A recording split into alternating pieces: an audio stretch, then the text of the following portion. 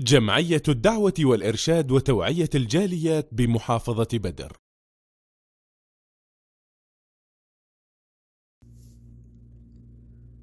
الحمد لله رب العالمين والصلاة والسلام على اشرف الانبیاء والمرسلین اما بعد.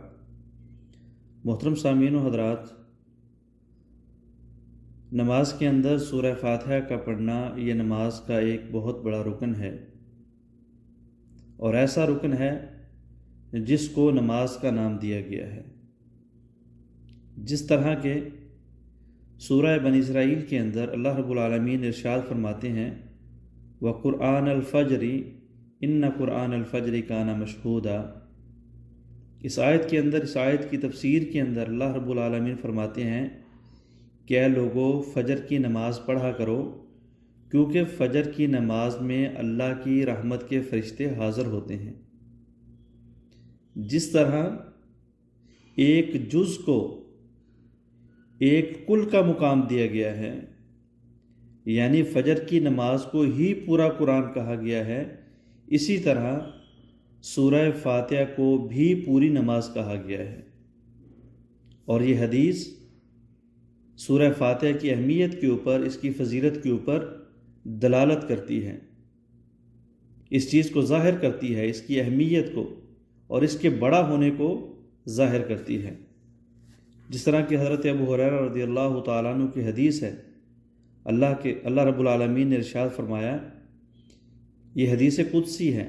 اللہ کے رسول علیہ الصلاۃ والسلام فرماتے ہیں کہ اللہ رب العالمین فرماتے ہیں کہ میں نے نماز کو اپنے اور اپنے بندے کے درمیان 2 حصوں میں تقسیم کر لیا ہے، اور میرے بندے کے لیے وہ کچھ ہے جس کا وہ سوال کرے. بندہ جب کہتا ہے الحمدللہ رب العالمین تو اللہ تعالیٰ فرماتا ہے میرے بندے نے میری تعریف کی. بندہ جب کہتا ہے الرحمن الرحیم تو اللہ تعالیٰ فرماتا ہے کہ میرے بندے نے میری ثنا بیان کی. اور جب انسان کہتا ہے مالک یوم الدین تو اللہ فرماتا ہے میرے بندے نے میری بزرگی بیان کی. اور ایک مرتبہ فرمایا میرے بندے نے اپنا معاملہ میرے سپرد کر دیا. بندہ جب کہتا ہے ایاک نعبد و ایاک نستعین تو اللہ رب العالمین فرماتے ہیں کہ یہ میرے اور میرے بندے کے درمیان ہے، اور میرے بندے کے لیے وہ کچھ ہے جس کا وہ سوال کرے. اور بندہ جب یہ کہتا ہے اہدنا الصراط المستقیم صراط الذین انعمت علیہم غیر المغضوب علیہم ولا الضالین تو اللہ تعالیٰ فرماتے ہیں یہ میرے بندے کے لیے ہے، اور میرے بندے کے لیے وہ کچھ ہے جس کا وہ سوال کرے. یعنی حدیث قدسی کے اندر اللہ رب العالمین نے فرما دیا، آقا علیہ الصلاۃ والسلام نے اس کی وضاحت فرما دی کہ نماز کے اندر پڑھی جانے والی سورہ فاتحہ کو اللہ رب العالمین اس قدر پسند کرتے ہیں کہ اللہ تعالیٰ نے اس کو اپنے اور اپنے بندے کے درمیان تقسیم کر لیا ہے. سورہ فاتحہ کا پڑھا جانا کتنا ضروری ہے.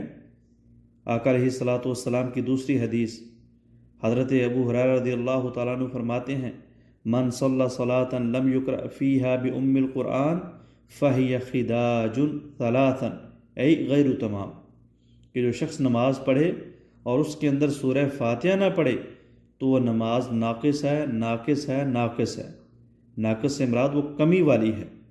اور پھر جب حضرت ابو ہریرہ رضی اللہ تعالیٰ عنہ سے پوچھا گیا کہ جب آپ امام کے پیچھے ہوتے ہیں تو تب کیا کریں، تو فرمایا اس کو دل میں پڑھ لیا کرو، کیونکہ اس کے بغیر نماز نہیں ہے، اور اللہ تعالیٰ نے اس صورت کو اپنے اور اپنے بندے کے درمیان تقسیم کر لیا ہے.